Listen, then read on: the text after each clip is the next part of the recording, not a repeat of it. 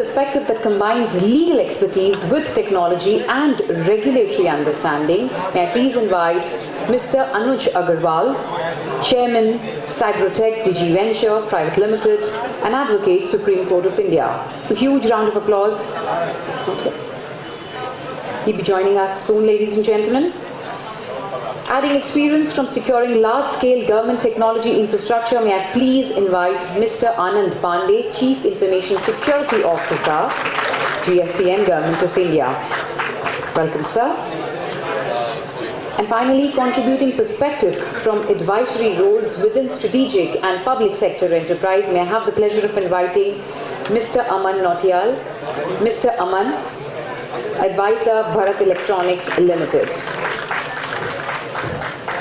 With this range of expertise, ladies and gentlemen, on the stage, this discussion is set to offer both technical and regulatory insights. Looking forward to the conversation. Over to you, Mr. Singh.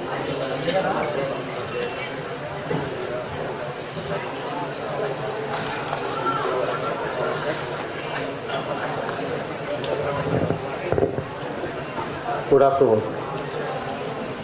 Already asleep?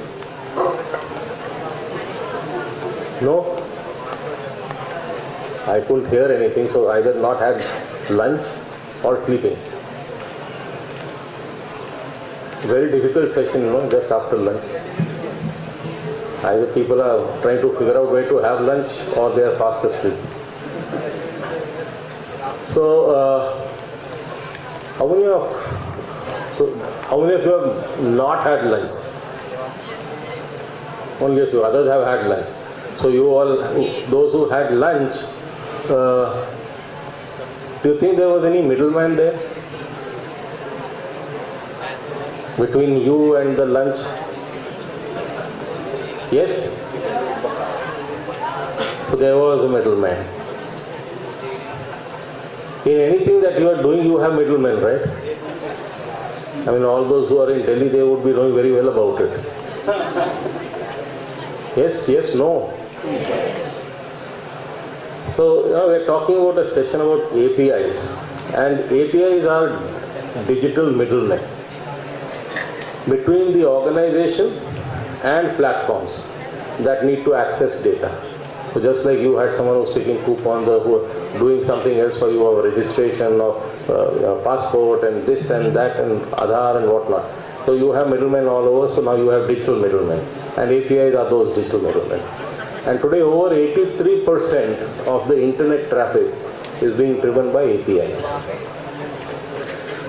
And nearly 90% of developers are using APIs. How many developers here? Just a show of hands.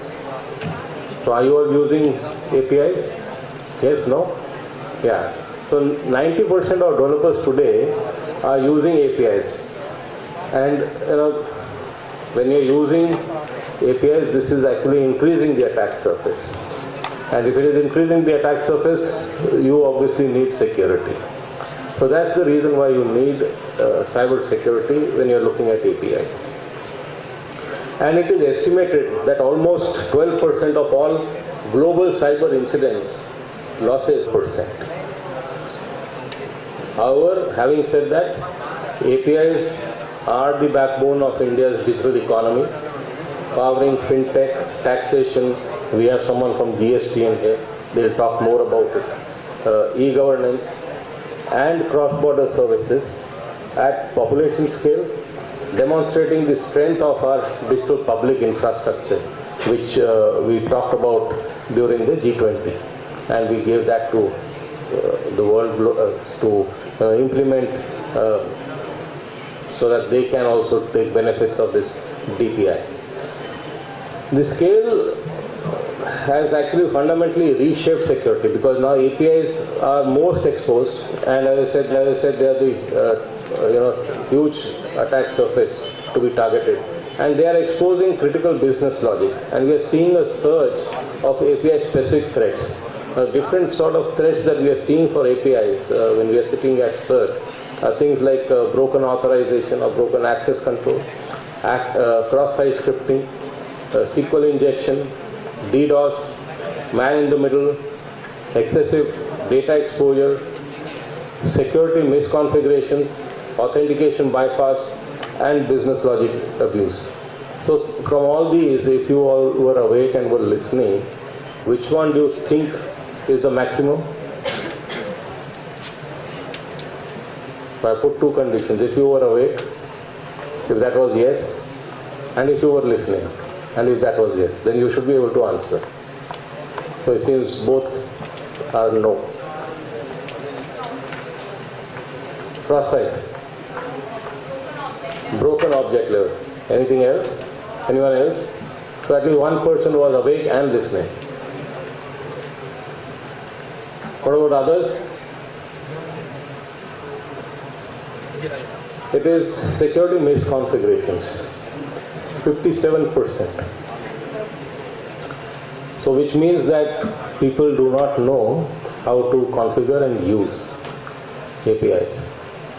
And when you don't know how to use, obviously the attack surface becomes larger. It's easier for attackers to get in and do whatever they want to do. So from a CERT India's perspective, we have always been saying that security must be built right from the design stage itself. And it should not be a band-aid approach or bolted upon. So secure by design and secure by default principles should be non-negotiable when you are designing systems, and such large-scale population-based systems. Right? Have you heard of bill of materials?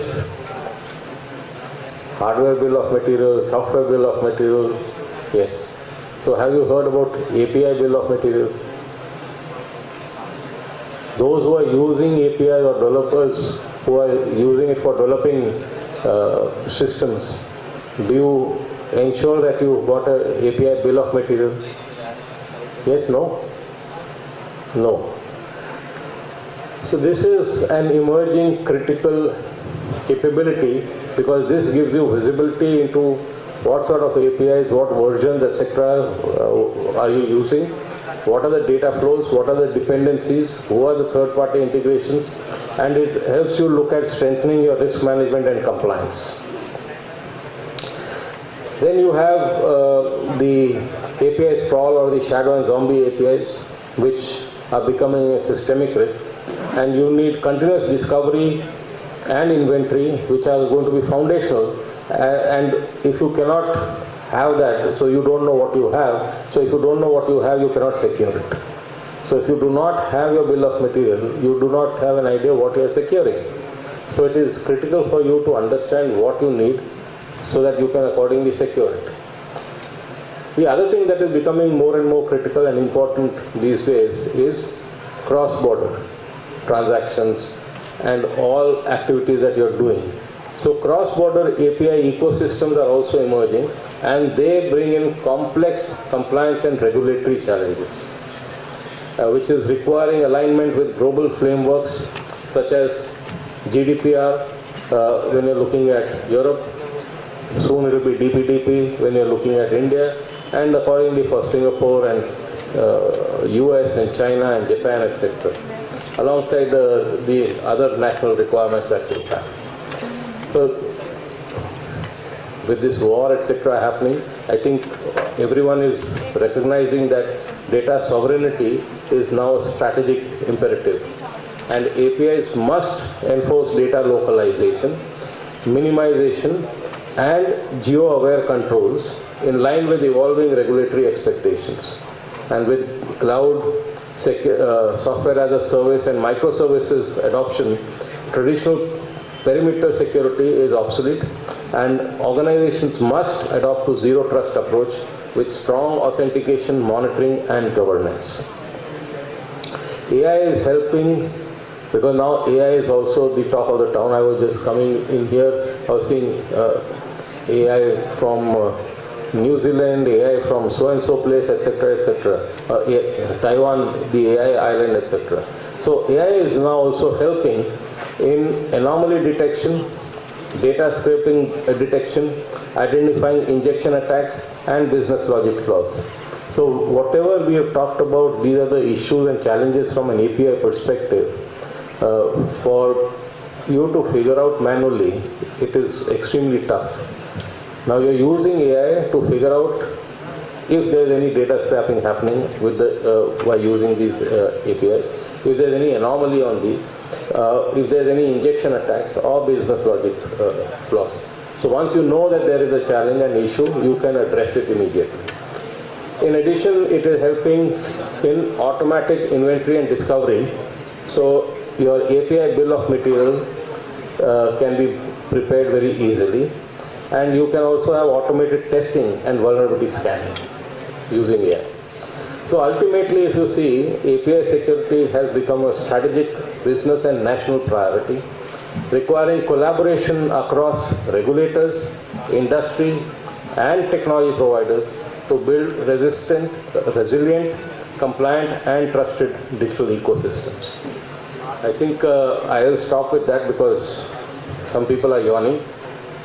I'll leave it to the panel now to make sure that they keep you all awake and make it more interesting. Thank you.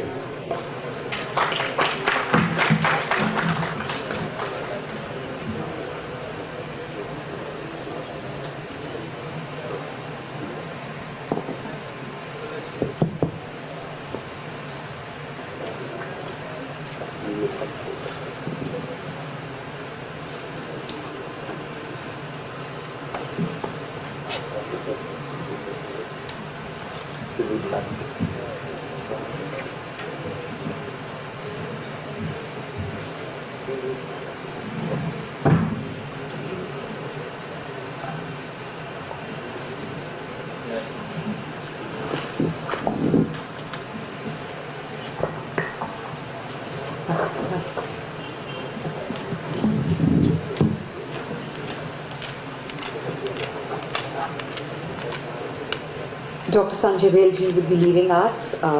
He has another event to catch up with.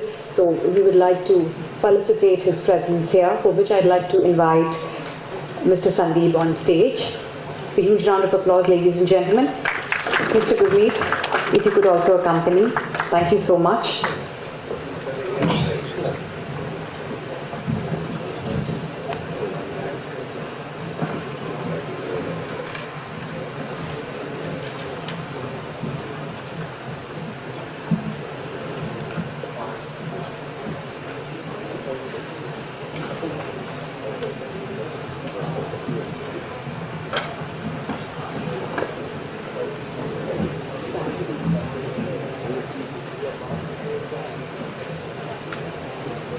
Thank you so much, Dr. Sanjay. Thank you.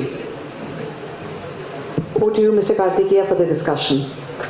Thank you very much, and good afternoon, everyone. It is my pleasure to be here with you and do the moderation of an exciting panel.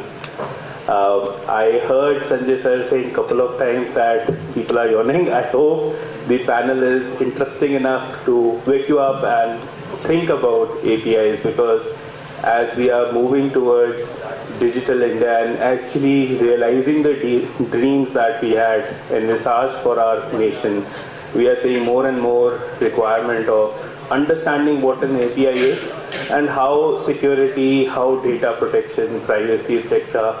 are the various facets of this new technology, I would say, or technology which is leading the transformation, the digital transformation globally. So with this, I'll just quickly introduce myself and then ask the panelists to introduce and also start off with the first question. So I'm Karthikeya Raman, I'm a partner with Grant Thornton Bharat, and I lead the cybersecurity, data protection and AI governance for the firm. And very happy to be here with the august presence.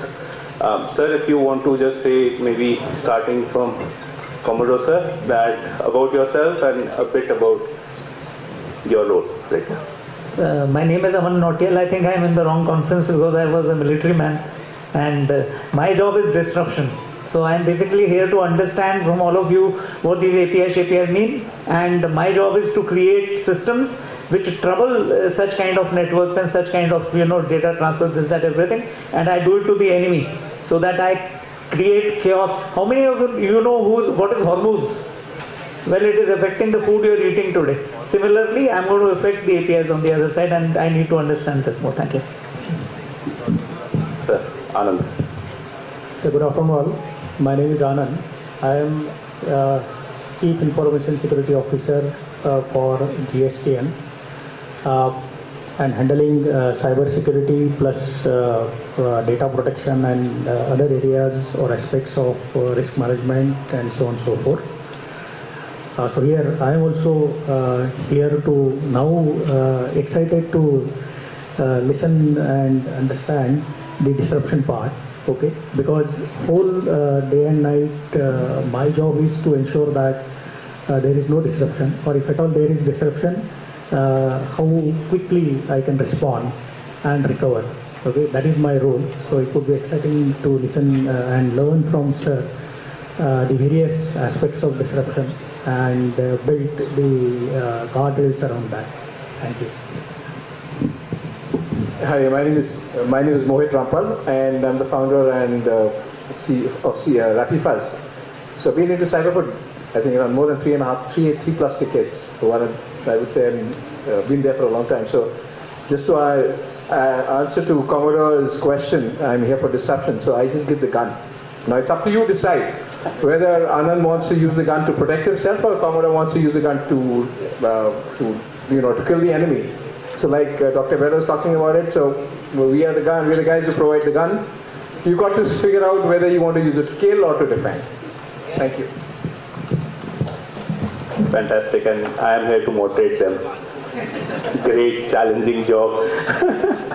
So sir, I would start off with Anand sir, you first. And because what is really important today is the kind of APIs and the volume that Sanjay sir just spoke about, that the kind of high volume that we are seeing in the APIs. So how secure do you think are the APIs right now? And have you seen the way the APIs are being configured? Do you agree to the various attacks? I thought there were OWASP 20 attacks that Sanjay sir was talking about. So where do you see the current state assessment of APIs, where we are? Okay, let's contextualize this question in the context of GSTN. Okay, so but in general, Sanjay sir has given us a good oversight what kind of APIs are there and what is the ecosystem and what kind of the possible potential threats are there, right? So coming back to the GSTN, in the context of GSTN, how do we foresee APIs? So allow me to give some background about GSTN and the system which we are handling. So GSTN is a SPV, Special Purpose Vehicle, established by Government of India, and now Government of India has 100% stake into it. The organization was established for design development and rolling out of the GST, which is a goods and service tax across India. And then the GSTN is the entity who is owning the platform and enabling the taxpayers and tax officers to perform the taxation related, indirect tax related activities. So GST system, again, it's a very complex platform which is used heavily by the taxpayers, tax officers and tax practitioners also. So it's an ecosystem comprising of the tax officers, the GST Suvidha providers, then there are GST Suvidha Kendras which are owned by or managed by government in terms of where the biometric authentication and all those things are happening. Coming back to the GST system as a platform, it's a microservice based, highly containerized, open platform. Every interaction within and outside the GST system is through APIs. So we are heavily using APIs. Many of those APIs are publicly exposed, which are consumed by the integrated ecosystem. And there are APIs which are, of course, consumed internally by the system. I can say that we have, in terms of traffic, we have volume, velocity and variety all. So we foresee good use of API also and the malicious use of APIs also. So the guardrails are defined around that. So right from perimeter to the core, we have defined or deployed the layered security, and which is monitored continuously by a dedicated team 24 across bar 7. So, of course, when there is a system which is public facing and having a volume velocity and such a transactional system which requires defense in depth, so that we have ensured. And we also follow the best practices such as the secure by design. Sanjay sir touched upon that point, that right from the design requirement phase to the design phase to the deployment and post deployment also, the security controls are built in and where all the checks and balances are there. We use heavily the API gateway for ensuring, say for example, ensuring the basic validations, checks, authentication, authorization, input validation, and so on and so forth. So it's important that we should have the security inculcated or embedded into designing. At the same time, after designing and post deployment, there should be a governance around it in terms of monitoring, performing periodic security tests, and other things. So that's what we are following in GST system, and which is helping us to ensure or give a confidence to our stakeholders that their data is in safe hands. And that's what since since inception, it's almost more than 8 years now, we are not in news for at least wrong reasons on security part. Fantastic, sir. That it really gives us a good perspective of how very high transactions, financially sensitive data, and real-time API being used and being now secured. I would like to now put a different lens to this, because GSTN is for all the public. So now the lens goes into national security, and Aman sir, I would like to ask you a question. Especially when you are a retired fighter jet pilot, so that you told me when we were entering in. So my question is, from a national security lens, how do you think that the APIs are impacting the critical infrastructure? Because as told by Sanjay sir, most of the programmers, most of us, 85% of the code is leveraging APIs. So it is being used in your national security or critical infrastructure. So my question is that when it comes to this context, what do you see, how is it being guarded, and what is the use? To start with, I must say that I am very happy that the APIs on our side of the border work, and I've had no problems with any of these, interacting and getting data, that everything. Having said that, I also know that what we are talking of is an intelligent man's game. So when I follow these wars going on with the Israelis, and the Israelis are cut above everybody else, then I realize that everything, every national capability can find a weapon to counter it. That weapon can be either in the hard kill zone, like you cut the OFC in the bottom of the sea, or it can be software driven. Only the software driven thing requires more brain. And how do I do it?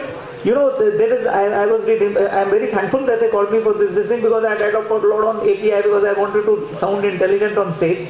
So I realized that they've done this geofencing, and then they are managing data within, and then they've got these regulation layers, and they do air gaps, and all those things are happening. My job is to ensure that I put an AI agent on within a particular geographical space. I test the system, and this AI automatically finds the structure, the way the entire API system in that setup works. I do testing, that small value testing, and I see whether that small value is effective or no. And the moment it is effective, I've got a bug. I retain that bug till such time the war starts. So the problem is that it will have to be a repetitive process. And as technology continues to evolve and human beings become smarter and smarter, the technology cycle and the reiteration and the creation of a new bug will be in a shorter and shorter time frame. But that inspires me, because what happens is that, look at the Israelis, every third day they pull out one new trump card and they play it, and no human being has ever thought of it before. So while I am very happy that our systems are robust and means we are fantastic, we are world leaders in the way these entire integration of data and everything. Only one thing I want to advise everybody is that APIs, most of the APIs, especially the financial APIs, are working on actual data. In the real world now, only 80%, about 80% of the data which is coming out is synthetic data. So I give you an example. I roll into one dive just to impress you people, and I have to fire a rocket. When I start creating this algorithm, this AI algorithm where the AI will take over and it will do that justice, that entire data is synthetic. So when I put it on an actual aircraft and try to fly, that weapon doesn't go there. Are you beginning to understand? So in the real world, the data is vanishing. All these big conglomerates have already, taken away the data, and they are now the bots are creating the data and the data. So what will happen is that these solutions will lose their effectiveness over a period of time, because real and actual data will not be available. My daughter works for DeepMind, so I am aware of what they are collecting and the amount they are collecting. I don't fight with my wife nowadays with my mobile in the same room.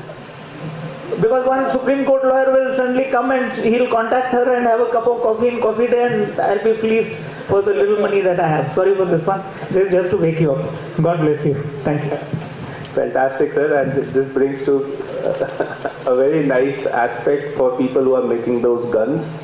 And this is for you, Mohit sir, that when it comes to making these guns, and some of the words were used by Aman, he mentioned about AI.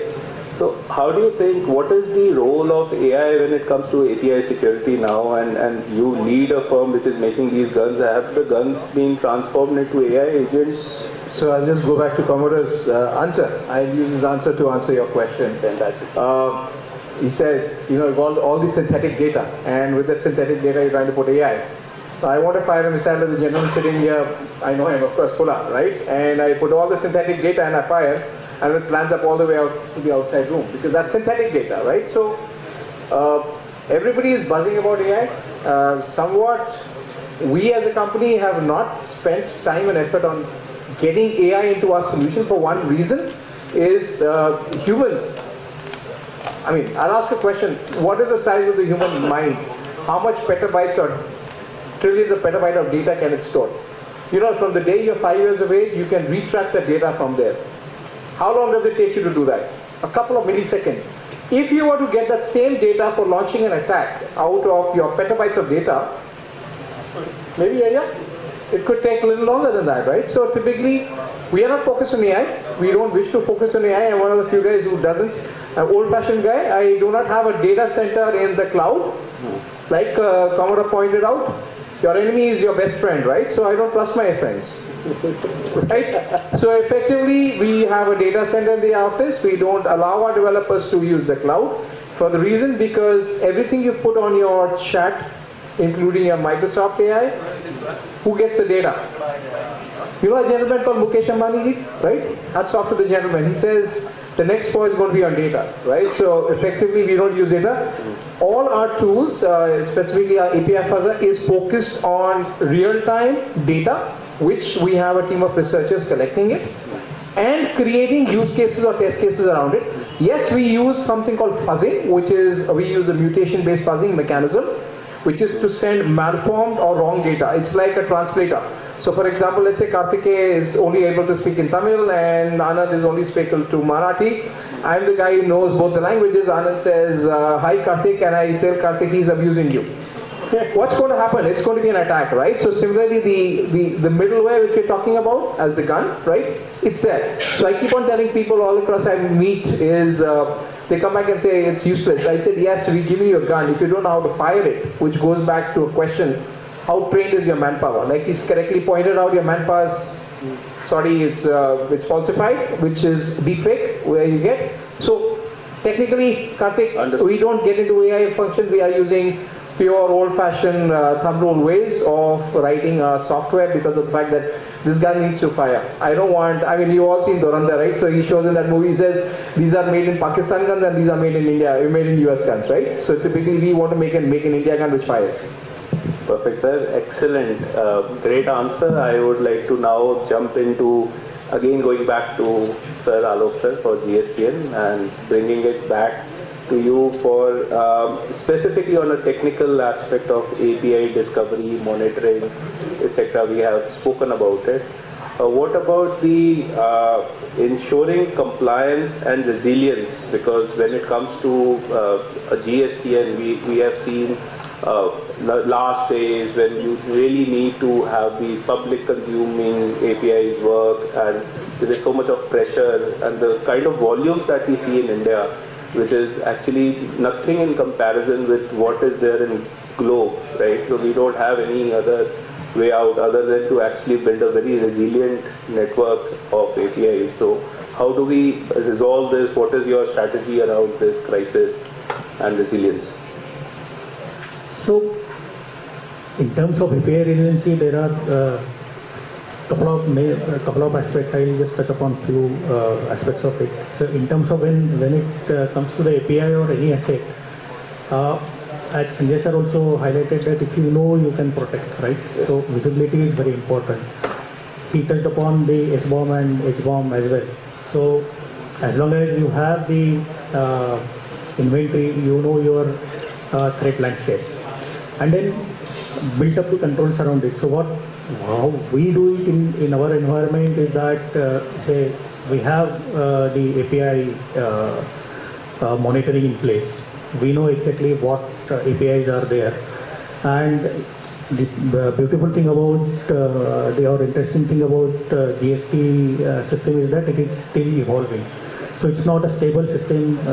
Just to give a volume, every month we roll out around 30 to 35 changes into the system without any impact to the tax related activities. So it's a huge changes in terms of whoever are from IT and development side and they manage the project. So they would understand what 35 changes mean in a month and which are critical changes. So that the entire software also getting evolved and API landscape is also continuously getting evolved. So we keep a very tight tap on that.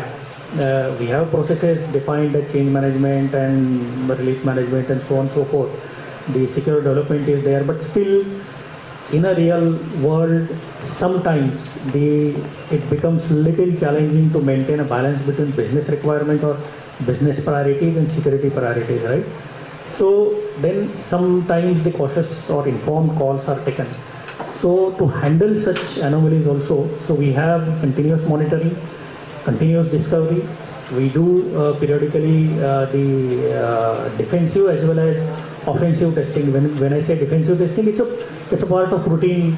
Say during the development, some security testing happens. After development, periodically security, VAPT, application security testing, and so on and so forth, that is happening. And then we do the offensive testing also. We have partner with the SME who act as an attacker, and then they trace back the path up to what extent I can circumvent the security controls and to what extent or which layer I can reach up to. And that's also a continuous activity for us, and that is really helping us to ensure the security of the entire API landscape. Because it is very important to know what are your active APIs, what versions are there which are currently in use, and those are available for the public, whether there are any shadow APIs or zombie APIs or APIs which are not used and which are accessible and which can be exploited. And one more interesting or challenging thing in GSTN is that we are interfaced with multiple stakeholders who are government entities or state and union territory GST offices, plus GSPs and tax practitioners who have different or varied level of maturity in terms of the security posture, right? So at times, say while I am guarding the internal system, but I have to see guard myself right from the perimeter as well, because the trusted traffic, when I say trusted traffic, the traffic coming from the integrations or integrated entities, which is kind of a trusted traffic, which is entering into the GST system, only the pure traffic or the clean traffic should hit my system. There should not be any malicious component into that. So that keeps us awake, and we are continuously observing the traffic, then analyzing the packet level also, and then building up the various rules or guardrails across multiple layers to ensure that only the clean traffic reaches to the system and there is no malicious one which is exploiting the system or attempting to data exfiltration or authentication bypasses and so on and so forth. So this keeps us, in security there is nothing that it is 100% secure, but it's a continuous process whereby we are increasing the security maturity, at the same time trying to minimize the risk exposure. So that's a continuous process which is keeping us. Fantastic. I think the kind of cyber security frameworks that have evolved and the way you are using it, of course, it is making APIs more secure. And again, I would like to now invite Aman sir's strategic lens of national security to this, saying that when it comes to API security, as mentioned by Anand sir, that how much of cyber security controls they are deploying. But when it comes to national security, I'm sure that there will be much more controls, do you think, that are needed, and also indigenous solutions, which is more making sure that our critical infrastructure is not getting exposed when it comes to a national security lens. See, what happens is, like we said in the previous one, before that, I must say, I just read Mr. Mohit's introduction in that group that we have of all the speakers, and half of my knowledge actually comes in I try to understand that entire thing, and I'm so happy to be on the panel with you, sir. Although I should have been in the audience when you're sitting on stage, but that is the way it is. See, what you're saying is absolutely right. Anything and everything is vulnerable. It is only that in this part of the world we are not risen to that level of technological, expertise. Not us. We are way ahead of the rest, but the crowd around us is not really up to that mark. So when they are not to that mark, at this moment in time, we are relatively safe. But like I said, because of because I was invited to this seminar, I initiated a discussion in Bell, and I said I wanted to know where they were. So they are doing some rudimentary work. That is because they don't look at, because the scientist, looks at it from a very, very, academic point of view. And the real world is different.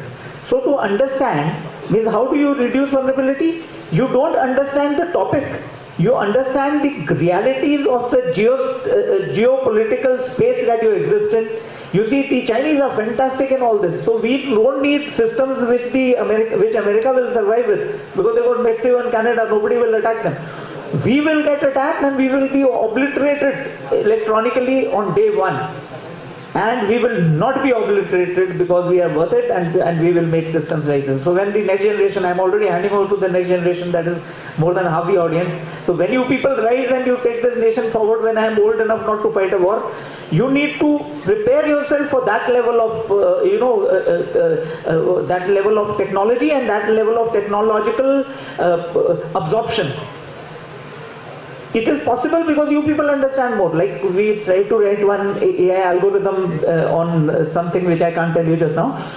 You know who wrote it? We just took 42 just out of university BTechs. And they are the ones who wrote that algorithm within 5 days. And had I given it to some of the senior people who sit around me and don't understand half of it, they don't understand the logic of it all. They will go very systematically and they will continue to proceed with it. They will have 5,000 questions. They don't realize that the computer is already solving it, like you have said. So the present system is robust enough. It is giving us the solutions that we desire, but we cannot afford to be happy with it, because because technology and the way it is being operated by our adversaries especially will continue to evolve. They will evolve more and more against us, because we are going to be a strategic power in the future, in the next 10 years, and everybody is going to be jealous of us. So therefore, when you live your life, you need to put in those 24 hours and 36 hours a day. You don't have a choice. We are at the cusp of greatness, and we cannot afford to let it go between you and me. Thank you. Fantastic answer, and I totally agree with that.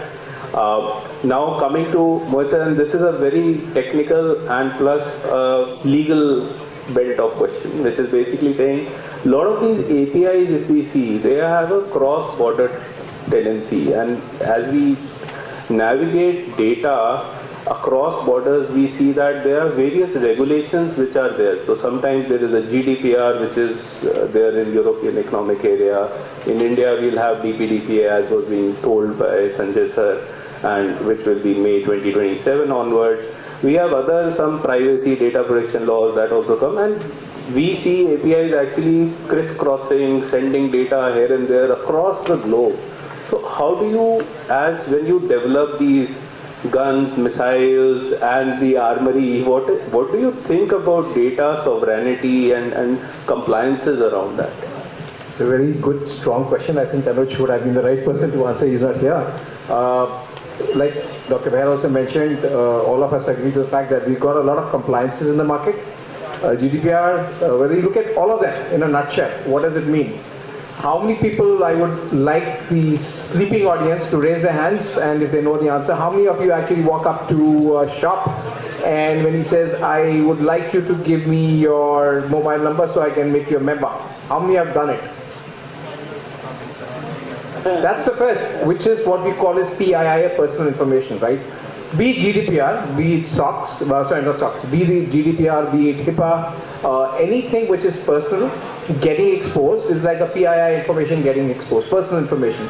Credit cards, I won't take names, but a couple of years ago, I know if you remember, there was a news article where somebody in the dark web claimed to fame that he's got all data coming from the tax departments.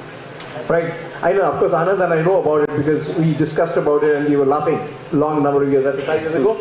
And we did a little bit of research, me and my team. And what we figured out was that guy compromised a computer in Calcutta because we got him to send us some information. I said, hey, you know what? I don't believe your information is you got CII information. He says, I've got PII information. I said, I don't believe you. He says, is this from the tax networks? I said, I don't believe you. Send me the file. He sends me a snapshot. I said, no, send me your Excel file. Remove all the data. He sent me an Excel file. That's all I needed. I traced the Excel file back to an accountant who worked in a company selling insurance for phones. So this is where your data ends up in. You know, typically, I'm talking about 2015, 14, 15, 2026, 12, 11 years ago. PII, personal information or sensitive data exposure, all of these have to be compliant. So answering back your question, typically when we are doing, we refer to documentation for OWASP 2019-2023 NIST standards, SANS, all of them boil back to some simple question, right? Security of your personal information. So, do you know, it's a very personal example I can share with you. You don't need to be a cybersecurity expert going from all the way from all the IITs in Harvard to be the best security guy. So there's one of my old colleagues, ex-employee of mine, colleague of mine, he was working with me in a company called Rainbow Technologies. Can you guess his certifications? He was a BCom pass. And today he heads cybersecurity for one of the leading giants in the world. Right? I won't take names because I don't want to expose his name. That's PII, right? But typically, cybersecurity boils back to your own example. So answering Karthik's answer, we look at compliances from SOX, HIPAA, GDPR, DPDP Act, all of them talk about simple things. Don't expose your sensitive information, which is your credit card, Aadhaar card, PAN card, mobile number, email ID, all of them are interlinked. And specifically your credit cards, all of them get back to you. Never keep your passwords, so we look at for information like your passwords. Typically, when you're exchanging an API, it always transmits your password also. Bad development practices, the two developers who raised their hands, I think they've left the room, but typically is putting your passwords onto your API exchange. Third important thing is to look at information which is coming back, which means I requested for all people whose name was Karthik. But the answer which comes back is all the people in the room, right? Which is excessive data exposure. Or I said the lights in the room can be only closed by the administrator, but a guest is able to do it, which is broken object level authorization. That object was only being accessed. So authentication and authorization. So Karthik, we implement all those compliances directly into the system to ensure that the gun is not misused. If it's only supposed to fire in China, it will fire at a respective country. But typically I'm saying it will fire at the enemy. It will help you to protect. Answering to Anand's detection and protection are two separate lines. Right. So we look at the detection part, which is shifting left. Perfect, sir. And as we shift left, I'll go left to him, to Anand, sir. And a quick question, sir. This is regarding what you mentioned in one of the answers. I remember the ASPs and the third-party network that you actually GSTN has. And when they are actually consuming your APIs, what are your biggest challenges when it comes to the third parties? So challenges also, in one of the answers I have said that they come up with varied maturity of security implementations, right? And sometimes say nothing is beyond OWASP top 20, or nowadays if you look at the attack pattern also, attackers need not try to break the system. They try to exploit the authorized channels of the accesses, right? So of any public system which is exposed, it will experience all these attack patterns or the risks. So we are also not an exception to that. So we said GST system with the CII, it's a notified critical information infrastructure.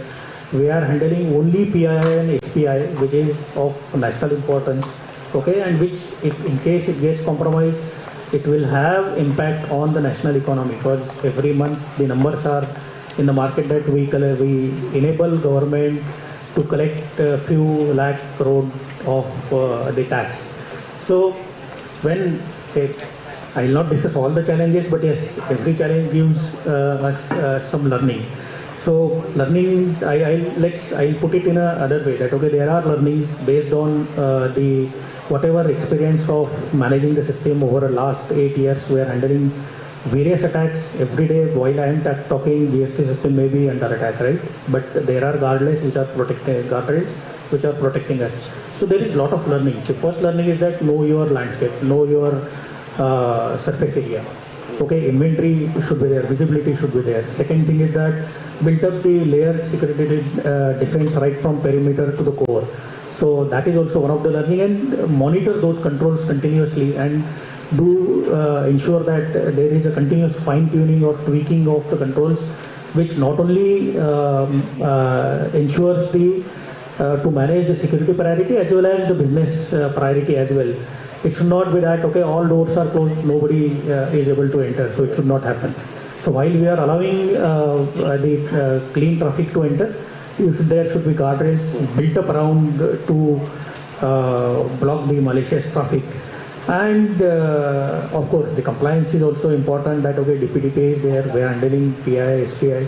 So we are also now most of the controls for data protection is through by and large security.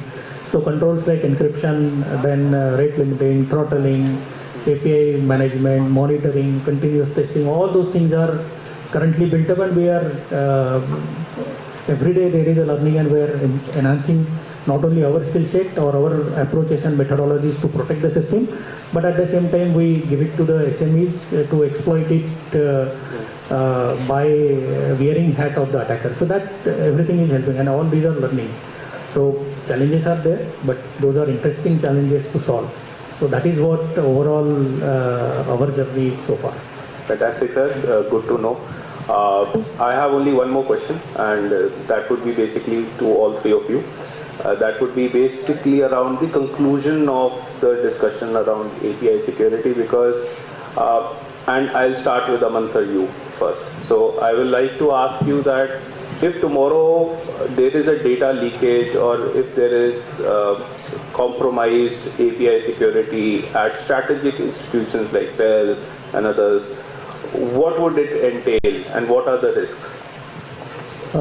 Firstly, operational, technical and strategic data is highly vulnerable whenever you use an API because it gives access. It has to open the door to give you that information. It straight away becomes a point of vulnerability. Second is, these API, the algorithms will have to be rewritten and iterations have to take place and access has to be given and all those things have to continuously be modified so as to ensure that your vulnerabilities don't increase while your accessibility to data and your solution finding does not suffer. It's a very complicated game going forward. Okay. Then, so that means strong access control, encryption, air gap, classified API layers, they are all critical in the upcoming complex environment that will come. 35 years back or 40 years back when I joined the Air Force, they told me this and this dialogue has stayed. It has continuously got modified with the changing times and these are the gospels which you cannot afford to forget. Having said that, a couple of lines before I finish. Data is the new oil. So what you will use with data, it will affect your pocket the moment you lose your data or your collective data. You have to be very sensitive to that. Voice cloning does not require you to speak in the phone. If the phone is lying there and you are watching Netflix and you are continuously talking, he is voice cloning you. It's going to get so dangerous. Please remember. You know what CIA I came through when I was studying? It says confidentiality, integrity and availability. All of you must already be knowing this, but the mere fact that I am saying I am feeling very good about myself. This is, how you to secure this entire game going forward. And last but not the least, please don't think it is somebody else's problem. Have you heard of PESTEL M? Politics, economics, social, technological, educational, electrical, and M is military. All of us are in the war together. So don't think that it's somebody else's war. He will, on the border, he will stand and sir ki gun ke saath he will be shooting bullets. If that bullet does not hit the person, next he will catch a flight from there or he will catch a drone and he will be in Delhi and he will be shooting you. So when this entire economic war, it is war. We are not, going forward and doing economic activity. This entire thing, military war, everything going forward to become a par. We have to remember that all of us are in together. Thank you. Thank you. Sir. So coming back to your question that if data gets compromised, then what? Correct? So I think in security we cannot say that we will not get compromised, but we built up our controls on the hypothesis that there is something which I don't know and there is a possibility of getting compromised. We always try to explore the threats, vulnerabilities, risks associated with that and build up our controls. So most importantly, thing is that getting compromised now, I think at a very high level, I am generically mentioning that it's not a crime, okay, but not responding to it and ensuring that it should not recur, that can be a problem. But then otherwise, you built up the guardrails, you built up the controls around the risks which are getting discovered every day through the overall, not only API governance, but overall security governance. And then, brief hota hai to there are various Understood, sir. arrangements. Understood, sir. Mohit, sir, quickly. I'll just take a minute. Four important points. Dr. Bahl also mentioned, everybody agrees to the fact that we should have an API inventory, which means API is formed. Very, very important. You can only protect what you know about. 99% organizations do not even know what they have. When I talk to bankers, first question they tell me is, can you discover? I said, you should know. The infrastructure team says, I've got 200 APIs, the development team says, I've only got 65, and the security team says 85. A huge disconnect. I'm not talking about numbers, I'm talking about actual facts. My team over here knows about it. I speak to most of the CISOs in banks, and this is the biggest challenge they have. So API as form is very important. Second, like Mr. Pandey also just mentioned and Commodore also mentioned, is the fact that continuous discovery is important, but also continuous testing is important, because I can give you the gun. If you don't know how to fire it, you can't blame me, right? Even if you fire it and you fire it at the wrong place, you can't blame me. right? So typically you need to understand that API security all depends around your knowledge, which is skill, right? And third and but the last is all those standards are just for you to follow, right? Hackers don't follow them.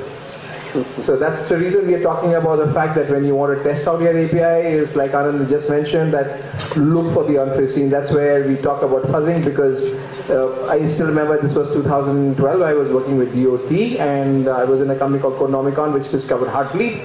Question asked by folks, how much of testing should I do? Right? I won't take names of the department, of the organization, and my answer was, what's your appetite for risk? It's all depends on your appetite for risk. If your appetite for risk is $1, spend at least 20 days. So every single OEM vendor in the world who gives you a network device or a software does find ways to find a way to your system. I spent some years in cryptographic organizations, so I know much more of the truth. I spent some time in a company called Criconet, acquired by, it was Huawei 3Com, so you understand where I come from. So all this information is not based on my wills and fancies, it's all about actual information. So Karthik, 4 things, that's it. Understood, sir. I think very well wrapped up. In summary, we have traversed so many different topics today with the august panelists, and they have been able to give us more insights on API security, to sovereignty, to having very large organizations, how they are managing their API security, to even defense and the national infrastructure which is there, like Bell.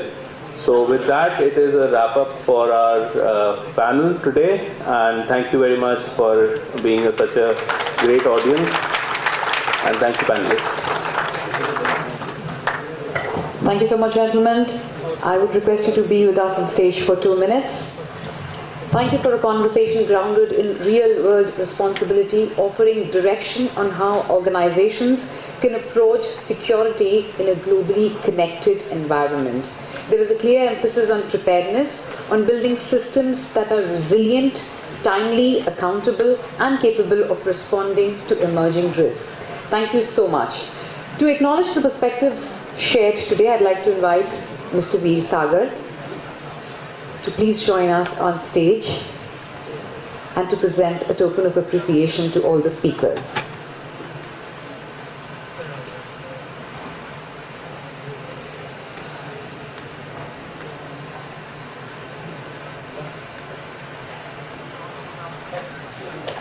Could you please step forward? Yes.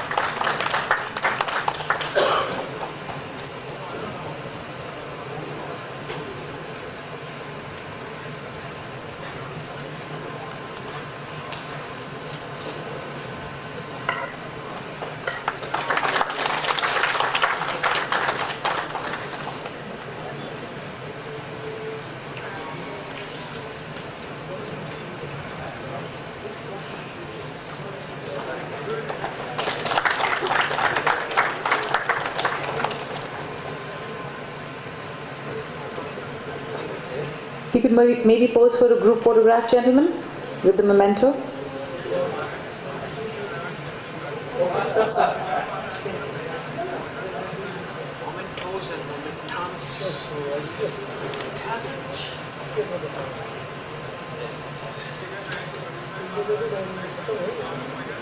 This is called manual something.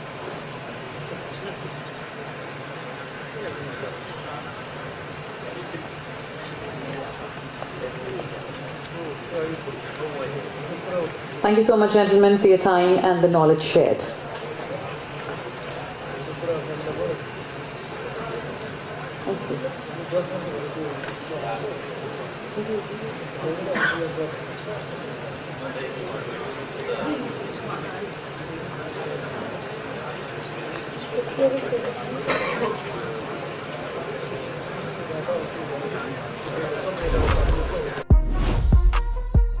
Thank you.